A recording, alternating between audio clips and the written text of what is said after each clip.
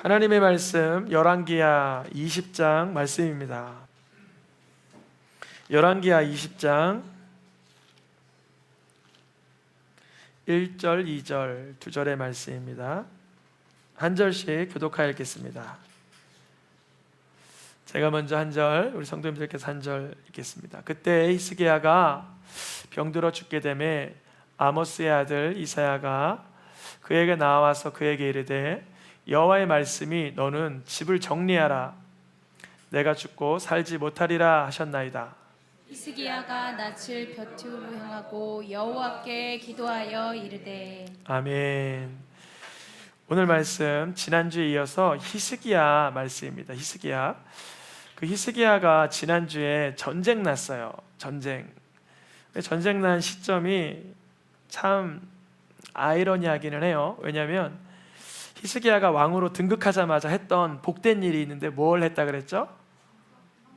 성전을 정결케 하고 우상을 다 제거하고 유월절을 회복시키고, 그래서 히스기야가 우리가 보기에는 정말 못한 것이 없고 하나님 보시기에 기뻐하는 것만 잔뜩 했는데 이어서 나오는 장면이 아수르의 침공이었단 말이죠. 그러니까 우리가 하나님을 기뻐하시는 일을 할 때 위기와 역경이 겹쳐지는 그 순간을 이상히 여기기보다 하나님이 일하실 기회로 선명하게 선포하시길 축복합니다. 우리는 최선을 다하는데 때로는 환경에서는 공격하고 또 미끄러지고 넘어지는 것 같은 것이 연출될 수 있어요. 히스기야가 지난주에 그랬어요. 그랬는데 감사하게도 히스기야가 애굽을 신뢰하다가 뇌물을 신뢰하다가 다양한 군사력을 증강시키는 걸 신뢰하다가 결국은 이사야에게 기도 부탁을 했다가 하나님의 음성 반드시 구원하리라, 그들은 돌아오던 길에 가다가 죽을 것이다 라는 그런 말씀을 통해서 히스기야가 구원받은 장면을 봤어요. 근데 오늘 20장 1절에 어떻게 되어 있냐면 그때에 이렇게 되어 있죠. 그때에 같은 말씀을 가지고 이사야에도 표현되어 있고 역대하에도 표현되어 있고 열왕기하에도 표현되어 있으니까 세 군데 작성되어 있는 거예요. 마치 그 복음서가 공간 복음이 있는 것처럼. 근데 히스기야가 병들어 죽게 되었던 그때가 언제냐면 바로 아수르의 침공이 있고 난 직후입니다. 그래서 사람들이 어떻게 해석을 하냐면 아수르의 침공 때 히스기야가 너무 스트레스를 많이 받고 몸에 그 힘에 지나서 병이 들었다, 이렇게 해석하는 분들이 계시더라고요. 충분히 그럴 수 있잖아요. 우리가 막 큰 스트레스를 받고 아주 중대한 이런 어려움을 경험하게 되면 몸이 아주 혹사가 돼서 질병이 들게 되잖아요. 히스기야가 그 시기였습니다. 아수르와의 전쟁의 문제는 잘 해결이 됐는데 이제 어떤 문제가 두 번째로 찾아온 거냐면 자신의 질병의 문제가 찾아왔어요. 근데 참 신기한 거는 너 곧 죽을 거다, 죽고 살지 못할 것이다, 이 말씀을 듣고는 히스기야는 즉시로 기도합니다. 즉시로 기도해요. 이 무슨 말이냐면 히스기야가 예전에 전쟁통에는 여러 가지 묘수를 썼잖아요. 뭐 애굽을 기대한다든지 군사력을 증강시킨다든지 뇌물을 갖다 바친다든지 다양한 묘를 썼는데 왜 자기의 병든 문제는 묘수가 없냐? 오늘날 현대에도 죽음의 문제는 막을 수가 없잖아요. 아무리 의학이 발달해도. 여러분 이틀 전에 뉴스 보셨죠? 아산병원에 간호사 한 분이 뇌졸중으로 쓰러지셨어요. 어디에서요? 아산병원에서. 그러면 전 세계의 50대 병원 중에 하나인 아산병원이라고 하는 곳에 쓰러졌으니까 어때요? 30분인가 3시간 안에만 조치를 취하면 괜찮다는 거예요. 어떻게 됐냐면 아산병원에서 감당할 전문가들이 다 세미나로 참석을 해서 서울대병원으로 옮기다가 결국 치료를 제대로 제때 못 받아서 돌아가셨다라고 하더라고요. 우리가 생각하기에는 병원에서 일이 생겼으면 충분히 병원에서 해낼 것 같은데 그렇게 안 되더라고요. 우리가 병원을 사용하지 말라는 게 아니라 여러분 병원을 맹신하지 않기를 축복합니다. 하나님의 말씀이 그 위에 있습니다. 그래서 우리는 병원을 충분히 선용하고 잘 사용은 하지만 말씀 가운데 내게 주신 하나님의 음성이 무엇인지를 반드시 발견해야 됩니다. 히스기야가 죽음의 문제는 애굽이 도와줄 수 없고 아수르가 도와줄 수 없고 뇌물을 갖다 바쳐서 되지 않을 것을 익히 아는 거예요. 이 죽음의 문제는 오늘날에도 다룰 수가 없는 문제라는 걸 우리도 알고 있어요. 그래서 이제 히스기야는 죽음을 맞이하는 순간 하나님께 기도하려고 나아갑니다. 왜냐하면 이 생사의 문제는 하나님밖에 다루지 못하기 때문에 우리가 아무리 지금 건강한 몸으로 이렇게 살아가고 있어도 정말 여러분 죽을 것 같은 그런 어떠한 통증을 경험해 본 사람은 다 알 거예요. 신기하게도 저절로 기도가 나와요. 참 사람이라는 존재가 무신론자도 있고 진화론자도 있고 과학을 맹신하는 분도 있고 많은 분들이 계시는데 그 모든 분들이 한결같이 죽음이 코앞에 닥쳐오면 기도합니다. 어떤 기도를 하냐면 내 생을 되뇌이는 그리고 내가 살아왔던 삶을 그리고 내가 혹여나도 심판주 앞에서 뭐라고 얘기할까에 대한 부분에 대해서 기도하게 된다는 거예요. 누가 시키지 않고 아무도 쳐다보지 않는데 속에서 기도하게 돼요. 저도 예전에 그 모의 장례식을 한번 하는데 정말 그랬어요. 흙이 덮어지고 위에가 가리워지는데 관 속에 들어가는데 저절로 기도가 나오는 거예요. 눈물이 흐르고 기도가 나오는데 내가 삶을 왜 살았을까? 어떻게 살았을까? 이런 생각이 온갖 그런 것들이 한 5분, 10분 안에 다 스쳐갑니다. 미안한 거, 부끄러운 거, 안타까운 거, 아쉬운 거가 다 지나가요. 히스기야가 그랬어요. 그래서 자신의 생사를 가르는 문제에 대해서는 2절 말씀 누구에게 기도해요? 여호와 하나님께 기도합니다. 근데 기도하는데 재미난 기도를 해요. 한번 3절 말씀을 같이 읽어보겠습니다. 시작. 여호와여 구하오니 내가 진실과 전심으로 주 앞에 행하며 주께서 보시기에 선하게 행한 것을 기억하옵소서 하고 히스기야가 심히 통곡하더라. 이게 통곡하면서 기도하는데 뭐라고 기도하냐면 이렇게 기도하는 거예요. 하나님, 내가 유월절도 잘 지켰고 우상도 타파하고 예배당도 깨끗이 청소했어요. 나 선하게 살았잖아요. 왜 그러세요? 라고 통곡했다는 거예요. 너무 공감이 되죠?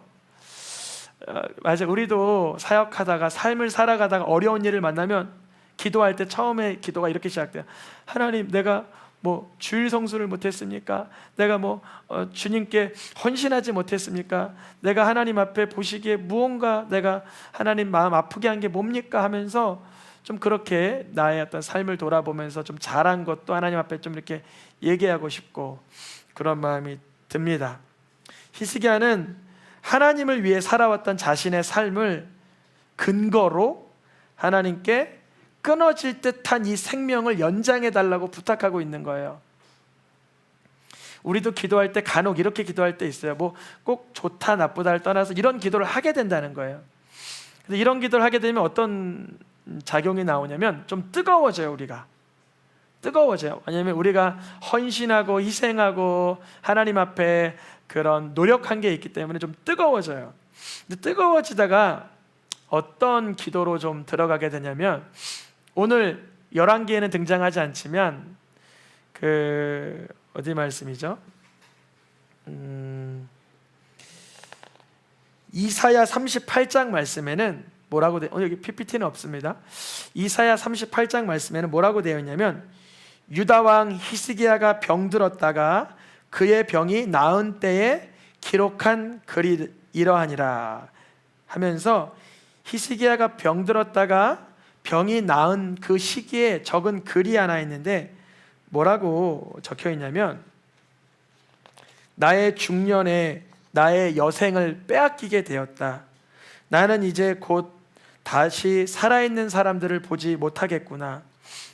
그러나 주님은 나를 치료하시며 나를 살려주시옵소서. 주여, 내 모든 죄를 주의 등 뒤에 던지셨나이다. 이렇게 돼 있어요. 무슨 말씀을 제가 드리려고 하냐면, 우리가 하나님을 향해서 노력한 거와 선한 거는 기도의 앞단에 나와요. 근데 기도가 깊어지면 깊어질수록 내 피조물 된 현주소를 깨닫고 나서는 죄의 문제를 다루게 되어 있어요. 너무 신기하죠. 이게 영적인 원리더라고요. 저도 처음에 딱 기도하면 회개하려고 하는데 회개가 좀 안 나올 때가 있어요. 그럼 그때 내가 원하는 기도를 마음껏 막 해요. 내 육신의 기도 같은 것도 예를 들어서. 그러다 보면 기도가 깊어지면서 내 속을 들여다보고 주님께서 조명하시는 내 죄의 영역들을 회개하게 돼요. 히스기야가 그래야 했는데, 내 죄를 주의 등 뒤에 던지셨나이다. 주께서 나를 구원하시리니 하면서 히스기야가 행한 선한 것을 빌미로 기도는 시작했지만 결국은 구원은 주님이 내 죄의 문제를 은혜로 가리워 주시거나 용서해 주셔야만 구원된다는 걸 히스기야가 발견한 거예요. 우리도 어떤 질병의 위기를 경험할 때 반드시 질병도 치유받아야 되지만 우리 심령의 원죄, 자범죄, 고범죄, 알지 못하고 지은 죄, 이 인간의 죄성의 문제를 꼭 다루실 수 있어야 됩니다.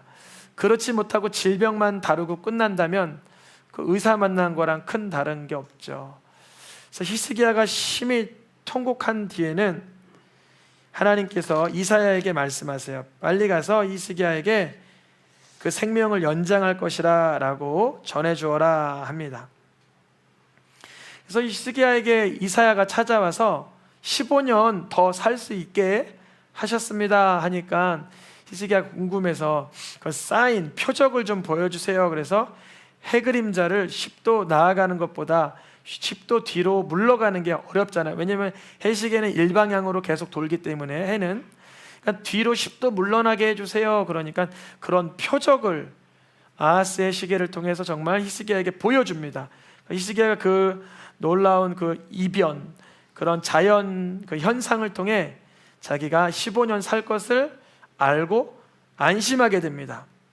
여기가 히스기야의 어떻게 보면 영적인 그런 역량의 끝자락이었어요. 무슨 말이냐면, 역대하의 말씀에 보니까 히스기야가 이제 죽게 되었다가 다시 살아난 뒤의 삶을 쭉 적어가는데 뭐라고 기록하냐면, 그때 히스기야가 병들에 죽게 되어서 기도하였다.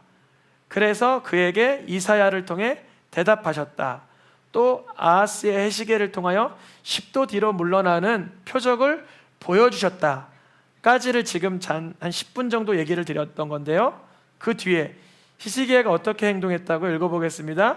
히스기야가 마음이 교만하여 그 받은 은혜를 보답하지 아니하므로.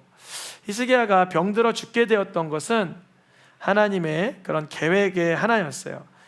근데 하나님께서 히스기야가 병들어 죽게 되는 걸 애통하며 기도할 때 은혜를 주신 거예요. 그의 생명의 날보다 15년 더 살 수 있도록. 그 기간 동안 히스기야는 마음이 교만하여졌다는 거예요. 어떻게 사람이 죽을 병에 걸렸다가 기도하여 나았는데 교만하게 될까? 참 이상하지만 우리도 그렇다는 거예요. 하나님께 간절히 기도하다가 뭔가 응답이 되면 우리는 그 응답으로 인해서 감사하고 영광 올려드릴 거라고 추측을 하지만 그게 그렇게 곧 이어지는 것은 아니에요. 영적인 훈련이 많이 필요합니다. 그래서 우리가 작은 일에도 늘 은혜에 하나님께 감사하는 연습이 되어야 돼요. 워밍업이라 그러죠. 달구어 놓는다 그렇죠. 평소에도 내가 하나님께 작은 것을 은혜에 보답하며 감사하지 아니하면 정말 중대한 것을 해결받아도 오히려 교만하여진다는 것입니다. 그래서 하나님께서는 이 히스기야의 마음을 한번 들여다보기 위해서 바벨론의 왕의 신하들을 보냅니다. 지금 바벨론 얘기를 갑자기 드러났는데요, 원래 히스기야 왕을 쳐들어온 나라는 어느 나라라 그랬어요? 아수르라고 그랬어요. 근데 아수르라는 나라가 이스라엘 동편 북쪽에 위치하고 있었던 나라라면 바벨론이라는 나라는 그보다 남쪽, 티그리스와 유브라테스 강 북쪽 그쯤에서 활발하게 움직이던 또 하나의 세력이었어요. 그래서 아수르라는 나라가 히스기야를 침범하려 왔다가 성공했어요? 성공 못했어요? 성공 못했어요. 그 이야기를 바벨론에선 듣고는 너무나 놀라운 거예요. 놀랍잖아요. 아수르라는 큰 나라가, 애굽도 넘보지 못하는 그런 나라가 남유다라는 히스기야 왕이 대적하여 그들이 침범하지 못했다는 소식을 듣곤 바벨론에서 너무나 기분 좋은 거예요. 왜냐하면 바벨론과 아수르는 대적 관계니까 바벨론 입장에서는 남유다의 히스기야를 자기랑 동맹 관계에 맺어 놓으면 아수르를 좌우측에서 밀고 들어올 수 있으니까 유리하다라고 생각을 해서 히스기야가 병들어 나았다는 이야기를 듣고 사신들을 보내게 됩니다. 그래서 바벨론의 왕의 신하들이 히스기야가 병들었다 함을 듣고 그들에게 와서, 히스기야에게 와서 왕의 편지도 주고 예물도 전달합니다. 히스기야가 얼마나 행복해요. 전쟁에서도 이겼어요. 병에서도 나았어요. 신흥 세력 바벨론에서도 신하들이 와서 예물을 갖다 바쳐요. 얼마나 신났어요. 그때 히스기야가 이 사신들을 향하여 어떠한 행동을 하는가를 하나님이 보시려고 하나님이 히스기야를 잠시 떠나셔서 그 심중에 있는 것을 알고자 테스트 모드에 들어가시는 거예요. 어떤 의미가 있냐면 그 주변에 히스기야를 이렇게 관찰할 만한 사람들을 두지 않고, 히스기야가 사람들을 신경 쓰지 않고 자기 마음에 있는 게 그대로 드러날 수 있도록 두셨다는 거예요. 그랬더니 히스기야가 무슨 일을 하냐면 자기 왕궁과 성중에 있는 모든 보화와 보물들을 바벨론의 사신들에게 막 자랑하기 시작했어요. 그가 하나님 앞에 병들어 죽을 때에는 나은 뒤에 감사함으로 하나님께 보답하진 않고, 도리어 자기를 칭송하러 왔던 사신들 앞에서는 자기의 자랑거리들을 다 내어 비춰 주었습니다. 히스기야는 그러니 분명 사람입니다. 우리랑 동일한 사람이라고요. 연약한 사람입니다. 은혜가 필요하고 하나님의 도우심이 필요하고 빨리 회개해야 되는 사람이었어요. 히스기야가 이때 안타깝게도 자기에게 있는 모든 보화와 보물을 바벨론의 사신들에게 다 그대로 보여줘요. 그래서 이사야가 다시 히스기야에게 쫓아옵니다. 왕이여, 누가 왔다 갔습니까? 그러니까 먼 나라에서 누군가 왔습니다. 그래요. 그래서 그들이 보고 간 게 무엇입니까? 그래요. 그러니까 히스기야가 그들이 내 창고에서 보지 않은 것이 하나도 없고 소중하고 귀한 보배로운 것들은 다 보여줬습니다. 그러는 거예요. 그때 이사야가 히스기야에게 이렇게 심판의 선포를 합니다. 노란 글씨 읽어보겠습니다. 위에 거 7절. 내게서 태어날 자손 중에 몇이 사로잡혀 바벨론 왕궁의 환관이 되리라. 이 말씀은 딱 읽어보시기에 축복의 말씀이에요? 아니면 심판의 말씀이에요? 그렇죠, 심판의 말씀이에요. 히스기야의 자손 중에 몇몇이 그 보화를 보내줬던 바벨론 왕궁의 종으로 끌려간다는 얘기예요. 히스기야의 반응이 어떤 반응이에요? 아이고, 어떻게 하면 좋아요? 그러면 안 되죠. 제가 무엇을 회개해야 돼요? 이렇게 말하지 않고 뭐라 그러냐면 여호와의 말씀이 듣기 좋소이다. 내 생전에는 평안함이 있고 견고함이 있으니 그걸로 괜찮습니다. 이렇게 말을 하고 있습니다. 여러분, 히스기야는 왕으로서의 자질이 있습니까? 없습니까? 없는 거예요. 히스기야가 살아있는 동안에는 이런 바벨론에 끌려가는 일들이 생기지 않을 것 같으니 그 정도면 된다는 거예요. 히스기야는 메시아로서 구원자로서 왕으로서의 자격이 없는 것이죠. 하나님께서는 이 지금 우리가 읽고 있는 말씀이 어디 말씀이에요? 이사야 39장 8절을 끝내놓고 몇 장에 들어갈까요? 40장에 들어가겠죠. 40장이 어떻게 시작되냐면 히스기야의 이러한 태도로 인하여 하나님은 마음이 어떨까요? 끔찍하신 거예요.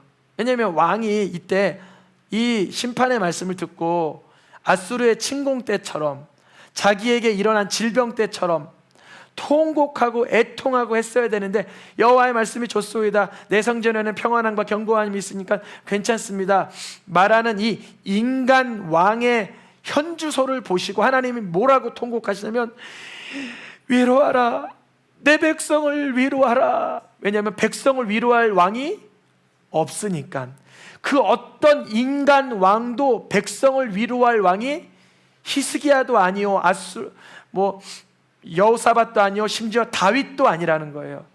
하나님의 백성을 위로할 자가 없다는 거예요. 하나님은 여기서 지금 40장 1절에서 마음을 애통해 하시면서 이렇게 너희는 위로하라. 내 백성을 위로하라. 내 백성을 위로할 왕이, 내 백성을 불쌍히 여길 리더가, 내 백성을 불쌍히 여길 메시아가 누구뇨 하면서 주님이 안타까워하시면서 뭐라 그러시면 내 백성들은 죄악이 이미 사함을 받았다 이렇게 말씀하시면서 광야에서 여호와의 길을 예비하라 하면서 하나님이 직접 오실 것을 이사야를 통해서 예고하고 계시는 거예요. 그분이 누구죠? 예수 그리스도예요. 예수님은 히스기야처럼 예수님이 곧 죽임을 당하실 때 내 죽임을 15년 연장해 달라고 애원하지 않으셨어요. 히스기야는 애원하면서 15년 연장됐건만 그 기간 동안 태어난 왕이 굳이 므낫세가 그 기간에 태어난 거라면 예수님은 십자가 앞에서 자기의 생명을 연장해 달래지 않고 이런 기도를 하십니다. 나는 세상에 더 있지 아니하오나. 예수님의 제자들을 세상에서 지금 같이 데려가 달라고 원하는 게 아니라 오히려 그들을 위하여 그들이 악에 빠지지 않기를 원합니다 라고 예수님이 기도하시는 장면을 보면 예수님은 지금 예수님의 생명의 문제를 삼아 기도하는 것이 아니라 남아있을 제자들의 하나님의 말씀을 따라 살아가는 삶이 보장되기 위하여 기도하고 계시는 거예요.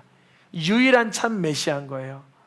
우리가 보기에는 히스기야의 15년 연장 기도나 예수님의 이 기도나 비슷한 기도로 보일 수 있으나 히스기야의 기도는 자기의 생명만을 위한 기도고 이후로 그의 태도를 보면 그 다음 세대, 그 다음 때를 향한 마음은 전혀 없었어요.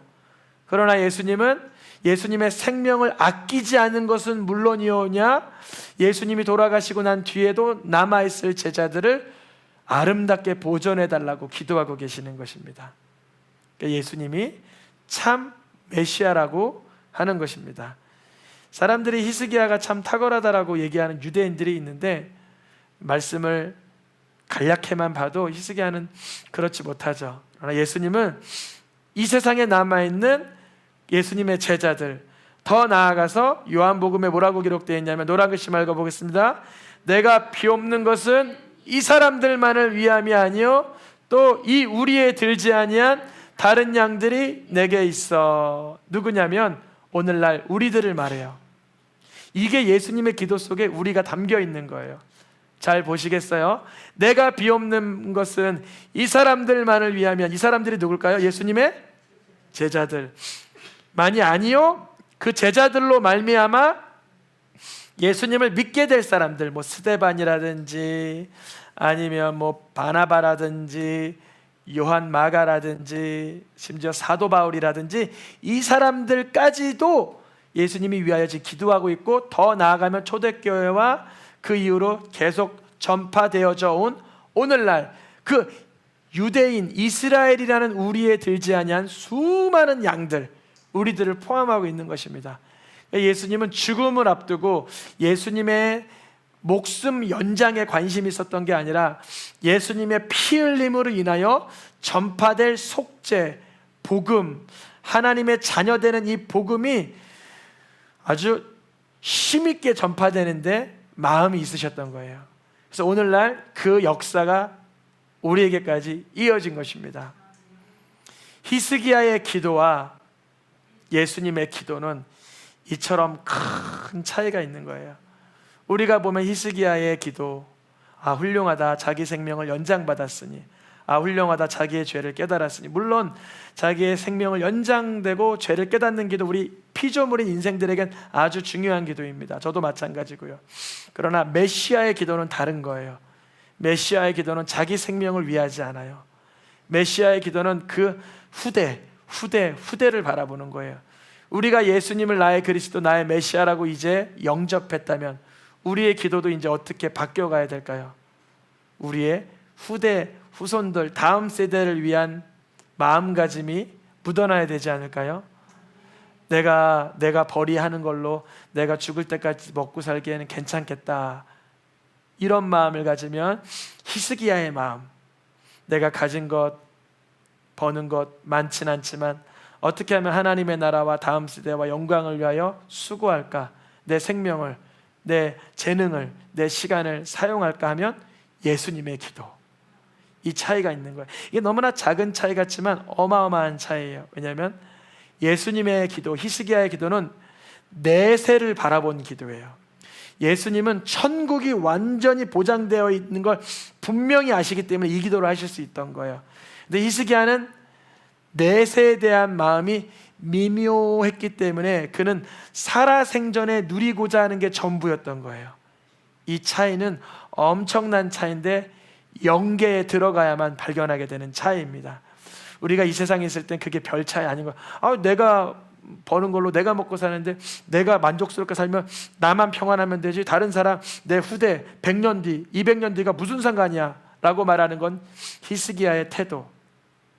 그러나 주님, 나는 언젠간 주님 나라 10년이고 20년이고 후에 들어갈 때 우리의 자손들이, 우리의 손주들이, 우리 다음 세대들이 이 나라가 주님 기뻐하는 나라로 세워지게 하여 주옵소서.